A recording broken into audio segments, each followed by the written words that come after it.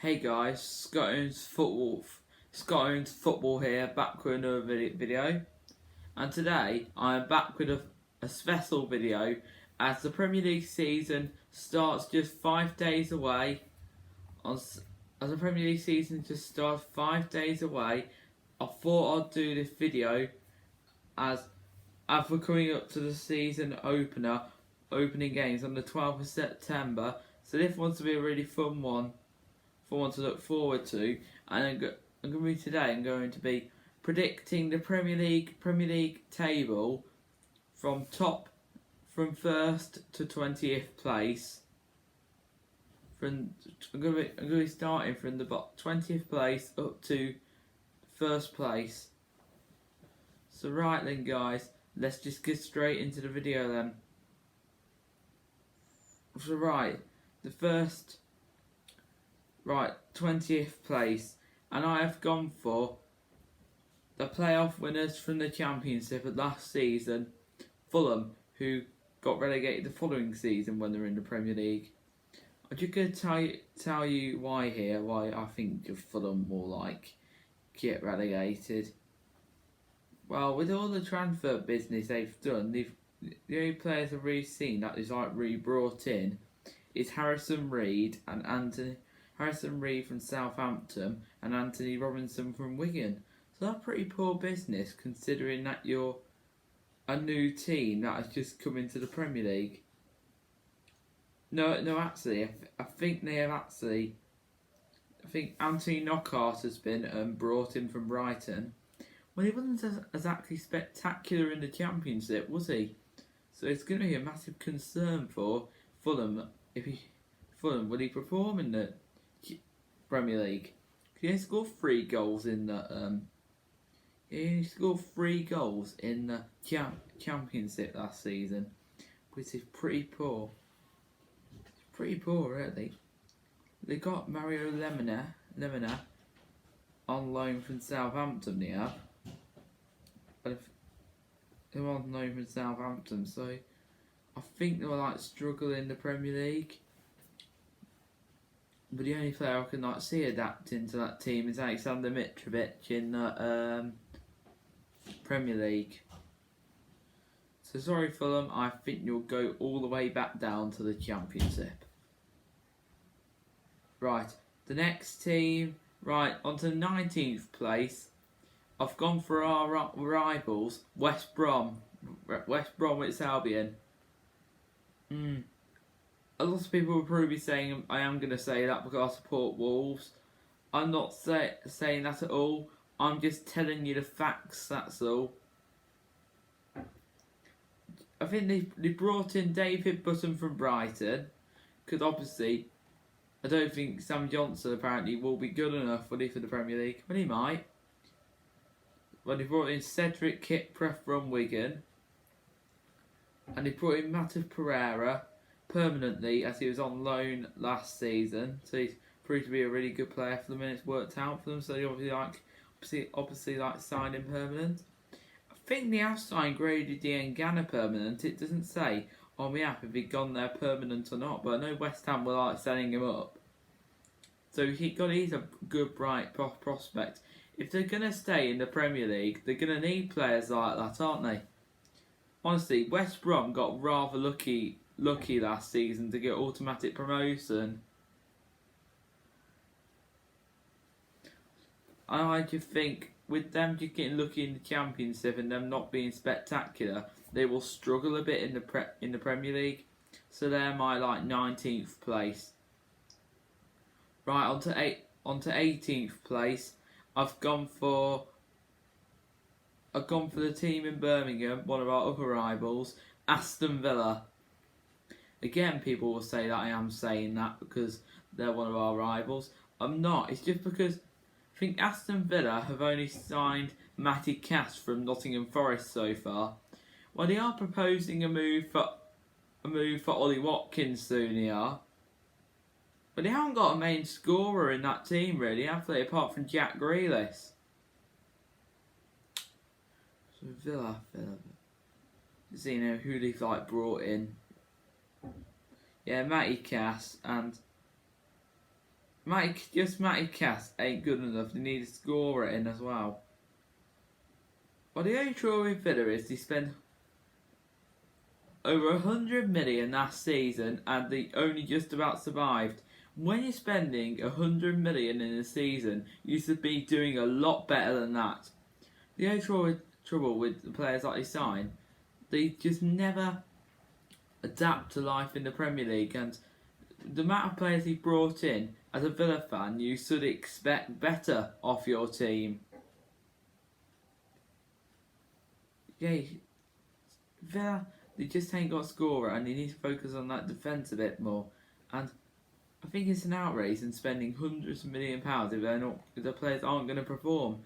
If your players aren't going to perform, if you spend 100 million in a season and your players don't perform, you drop their wages and cut their wages down and pass them on to other people. So they're my 18th place. I wasn't decided where to put them in 17th, but I just don't know really. Right, let's move on to 17th place anyway. 17th place, I've gone for West Ham United, the team who are currently having battles with their owners, and since they moved to the London Stadium, it failed for them, and they haven't been able to they failed to complete their objective by qualifying for Europe and have been in relegation battles for consecutive seasons. David Moyes is their manager now. See how far he can get them. I know that he was there. I know he was their manager. I think he was their manager a few years ago. So obviously, maybe he could be the right choice. I don't mind David Moyes. He's actually a decent manager. West Ham haven't brought in any players, so when you're in a relegation scrap and you need to spend money on, you need to keep bringing in some players. I think Diangana's gone. I'm not too sure.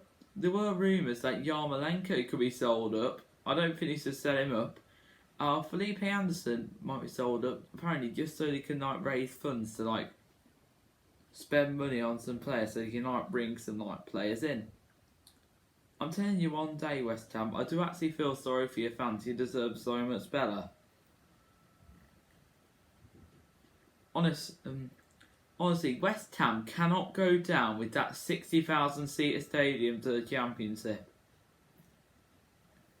You should be performing a lot better if you're going to challenge for Europe and be in a massive stadium. It would be quite embarrassing if they go down. I think they sell more players than buy. So it was a tough one if Villa or West Ham were going to stay up. West Ham got some very good results in the end last season, and he did actually okay. Well, Michael Antonio was their top scorer last season. Honestly, I think I've put them in 17th because they just cannot afford to go down with that stadium. I think it would be catastrophic for them. So right, on to 16th place, which is Crystal Palace. They've brought in so far Ibrice from QPR. He is something special, and I think he'll do really well in the Premier League. And he brought in Nathan Ferguson from West Brom. Honestly, West Brom should be keeping players from the Championship, not selling them to Premier League clubs when you're going into the Premier League. It obviously probably wasn't what they're looking for. I don't think that is enough business from Palace. Bearing in mind last season, when the season restarted again without fans, they lost 7 games in a row. 7 games in a row, and they could lose Zaha next season. Could go to a bigger club. He deserves to be at a bigger club, Zaha. He's been at Crystal Palace for a very long time. I think 16th place for Crystal Palace. Right, on to 15th place, which is Brighton and Hove Albion.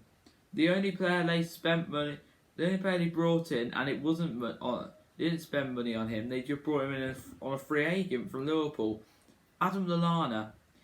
Even though he's a free agent, I think he'll do well at Brighton. Brighton aren't a bad team, but I just think they'll be down there as they haven't spent enough. They haven't brought enough players in. They sold Aaron Moy to a Chinese club after he was there for 1 year. But Brighton, Maupay's a good player, so is Trossard. He's getting there. I think they got some decent players in that team, but I don't think they'll go down. I think they'll be okay. On to 14th place, which is I've gone for Newcastle United, the team who are supposed to get that takeover. For that Saudi Arabian takeover, it's failed to go through. I thought it went through, but it didn't. But this week they've brought in Ryan Fraser and Callum Wilson, and a few weeks ago they brought in Jeff Hendrick on a free agent. Ryan Fraser a free agent. I forgot what Callum Wilson was. Honestly, they were lacking a goal scorer all last season. Joelinton to be the first player out the door, he's no good. Carroll does not score enough. Almiron ain't a striker, he doesn't score enough either. I think Callum Wilson will do the job. I think he'll improve that Newcastle team. They only scored 38 goals last season, so they were lacking goals last season. But he weren't too bad defensively, and he had a really good goalkeeper called Mind Dubravka. So on to 13th place now, which is the newly promoted champions of the Championship last season, Leeds United. Well, I was going to think they were going to finish in 10th earlier, but I've actually moved them down to 13th. I've put them in 13th place. Because their business hasn't been the best, and they could have done even better with our business. They've brought in Robin Coots here. And he brought in Rodrigo from Valencia, the striker. Bamford's okay, he might do quite well in the Premier League, but it's best to have a different option if a player doesn't adapt. They've spoken to Manchester City and he's loaned Jack Harrison out for another season, so he'll join Leeds again. He should be made permanent at Leeds, he'll do really well. Well, obviously they battled for Ben White so many times and he gave up in the end. They just wouldn't agree on anything. So right, on to 12th place, and I've gone for Burnley. Burnley are a very solid team, but they haven't done too much business this season. They've brought in Will Norris, and I can't remember the other player they've brought in, which I'll just have a look now. Burnley, maybe I could have put Burnley a little bit higher, challenging for that 7th place spot. So the other player they brought in is Marco Richter, and they haven't really done too much really. I think their attack is alright. Chris Wood, Ashley Barnes, and Jay Rodriguez coming off the bench, and whenever he's given a chance, he scores. So their attack is actually pretty decent. Jay Rodriguez is actually pretty underrated. I think he's really good, except he used to play for West Brom, but we won't go into that. We won't go into that at the moment. No, we won't go into that, will we? But overall, a very good team, Burnley. Next is 11th place, and we're on to Southampton. I think they'll have a better season this year. They had Danny Ings with 22 goals last season, and he's now in the England team. I think they've done some okay business. I think they've only brought in Carl Walker-Peters, and that's it. That's a decent signing for them because they did sell Cedric to Arsenal on a free. I think it was a free agent, yeah. Southampton, ever since last season, they lost 9-0 to Leicester. They soon raised their game and realised if you want to be in this division, you can't lose 9-0 to Leicester. Because that was actually pretty embarrassing. Southampton are a decent team. Well, they haven't done it well since a few years ago. They lost in Europe in the qualifiers to Midtjylland of Denmark and Norway. I don't know which country that was. Right, on to 10th, which is onto the mid-table zones. I've gone for Everton. This week they signed a player called Alan. They signed Jay Rodriguez yesterday. And today, apparently, they signed Doucouré. So Carlo Ancelotti, the thing with Everton, he just needs time, really. So I've got Everton like in 10th place. On to 9th place, which is Sheffield United, they brought in Matt Clark and Jayden Bogle from Championship Derby, the other team, and both of the players play for the same club, and they've been brought in for the same club. Funny that is. And he brought in Aaron Ramsdale, as Dean Anderson ain't going back to Sheffield United now. So honestly, that is actually a really good option to have. And he's loaned in, I think that other player wasn't Matt Clark, it was Max Lowe. And I think they brought in Ethan Ampadu from Chelsea on a 1-year loan deal. So some decent business from Sheffield United there. So good stuff there. So I've got them in 9th place. Right to 8th, which is Tottenham Hotspur. They're just a really boring team, really. The only good goal scorer is really Son. Harry Kane's okay. Didn't play at his best last season. Dele Alli ain't always consistent enough. Spurs, I think next season they've got in. I think they have got in Europa League. I think they have. Well, they were lucky to get in Europa League though. They're not as good as they could be. It's the same about Spurs because they did very well and got to the Champions League final the other year and completed that amazing comeback in the semi-finals to beat Ajax. They brought in Matt Doherty, which is a class signing for them.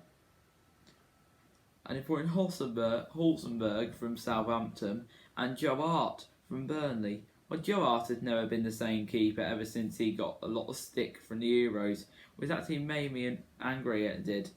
He deserves so much better, Joe Hart.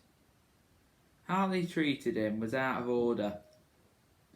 Man City were appalling and treated him bad after that. So I honestly feel sorry for him.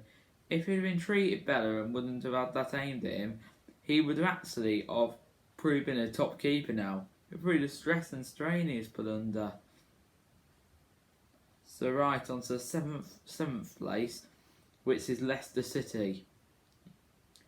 Obviously Ben Chilwell's gone now. I think they've only brought in one player now. I think that's Timothy Castine. I don't know who he is. I think he's from I forgot now where he is from. So I think they're in Europa League and they're more focused on Europa League this season, on trying to go progress far in Europa League, but I think they're a decent team, Leicester. Right on to 6th place, which is my team, Wolves. We've brought in 2 players on recent times, except Matt Doherty's gone out to Spurs after being with us for 10 years, which is a real disappointment. But players don't stay at clubs forever, do they? Unfortunately. It'd be nice if they did, though. So I'll go through those 2 new signings we brought in now. Fabio Silva from Porto and Fernando Marçal from Lyon. 2 players I've never heard of, but all I care about at the end of the day is squad depth in the squad, because that's what we lack. Because Nuno only likes a small squad, I have nothing wrong with that. If you get yourself stuck into a dodgy situation and where you have youngsters on the bench that aren't quite good enough for the Premier League and can't adapt well at the youth academy, you need better players there in case some of your first choice players get injured. So right, on to 5th place, which is Arsenal. Well, I think they've only brought in Gabriel and Willian on a free agent, so they haven't done too much. Bearing in mind, until Mikel Arteta came in, they were close to relegation at one point. Aubameyang has got lots of goals in him and is the main threat at top. And Lacazette is okay, he's not the best though, he's a bit overrated. And he could be sold, but I think defence is the main priority. And Willian is a really good pickup for them. So they should be really, really happy with that. But honestly, Arsenal need to do better business, and I just don't think they'll make those Champions League places. Right, on to 4th place, which is Manchester United. The only player they brought in is Donny van der Beek from Ajax. Think about that midfield next season. I know Paul Pogba's a bit overrated and he doesn't do a lot. He did have that like injury and he was out for a while. He hardly like played last season. But you got like Bruno Fernandes in the midfield. You have Bruno and Donny van der Beek in there. Also, you can play striker as well. And you'll have Fred in there. Well, Fred doesn't do a lot though, but he's not actually too bad. So you'll be loaded in midfield next season at Man U. But I don't think he could do like bringing in enough players because like Harry Maguire ain't good enough. De Gea might no longer be their number one, but I don't think they'll need a keeper because they'll have backup there already. They got Romero and Dean Henderson now. I just don't. I think they'll do a bit better next season, but need to perform better. A massive club by Man U, though. So right on to third place, the team who had like spent the most money in the league, and they brought about 6 or 7 signings in. That's Chelsea. So I'll just go through all the signings he brought in now. Well, it's the defence they needed like focus on more, and it feels like they focus more on their attack. I think they need to bring in like a new keeper as well. Kepa's pretty bad. I think even Caballero still got it at his age. So they brought in Timo Werner from Leipzig, Hakim Ziyech from Ajax, and now who else have they brought in? Just looking now. They brought in Ben Chilwell from Leicester, Malang Sarr from Nice, Thiago Silva on a free agent from PSG, and most recently, a few days ago, Kai Havertz from Leverkusen for 71 million. So they've signed about 3 or 4 attackers there, about 3 midfield, 3 defenders, 3 attackers. Over Thiago Silva and Malang Sarr, I think they could have got two better defenders there because I don't think they'll do a too good job. There are rumours that Malang Sarr will be loaned out for a year when you've just brought him in. But Ben Chilwell scored 3 goals in the Leicester last season, and I think he'll do his job personally, and I think he'll be really good for Chelsea. So this season, I think they won't. Maybe they will. A lot of people are saying Chelsea will come in second. But I think that they'll challenge Man City and Liverpool on points this season and it won't be too one-sided this season, and I think they'll do a lot better in Champions League as well. So I think Chelsea will be more competitive this season with all the players they have got. I don't think Frank Lampard, after being there for a year, I don't think he's doing a very bad job. So right on to second place, I've gone for the champions of the Premier League last season, Liverpool. I think they need to strengthen up their attack a bit. They brought in a new player from Olympiacos. He's like a left back. I can't pronounce his name. But Firmino, I think he needs to settle for a bench role. I don't think Brewster hasn't adapted to be a Premier League player yet, and he could do with another loan spell at a Championship club. See how much it improved him when he was at Swansea. Origi ain't good enough for first choice striker. He's not bad though, Origi. If they'd have got Timo Werner, who they were linked with a few months ago, he would have done a good job. So I think really the only thing they need to look at really is another striker, because Man City scoring 102 goals last season and they're scoring about 85, I believe. So you need to, if you're going to win the league, you need to be like the top scoring team in the league, but I don't think they have that at times. And I think they might be happy with the squad they've got, which I kind of agree with, because at times when you're good, you don't know where to improve. So right on to top of the league, who I think will win the title next season. First place, Manchester City. Pep said he wants 5 signings, and he's brought in Nathan Ake so far, and Ferran Torres from Valencia, and Nathan Ake from Bournemouth. Someone needs to replace David Silva. But what I like about Man City, they always come up with answers, don't they? I think they do need a few more, and need another centre back, which they've already got, because when the report was out last season, you saw how much they struggled in that position. But Manchester City weren't good enough in Champions League last season, pretty class last season, as they didn't apart from winning the Carabao Cup, it probably classed as a failure on their season. But I think Man City's top scoring team last season, they brought in another attacker as an option with like Riyad Mahrez on the bench. It's I think they're using their intelligence once again, Manchester City. So right, we're at the end of the video now. So if you did enjoy today's Premier League prediction video, do give it a like. Also do subscribe to the channel. I'm nearly on the road to 70 subscribers, so it'd be absolutely amazing if anybody else could subscribe to me around here. I would really appreciate that. Until then, guys, hope you all enjoyed. Obviously, who's watching the England game? Who's watching the England game tonight? Up the England. I'm watching for up the Three Lions. I'm hoping for a much better performance tonight here than that dreadful Iceland performance, even though it won 1-0 and was so lucky to win that game. Until then, guys, bye guys. I'll see you all around soon. I'll be back with another video in a few days' time. Bye, guys.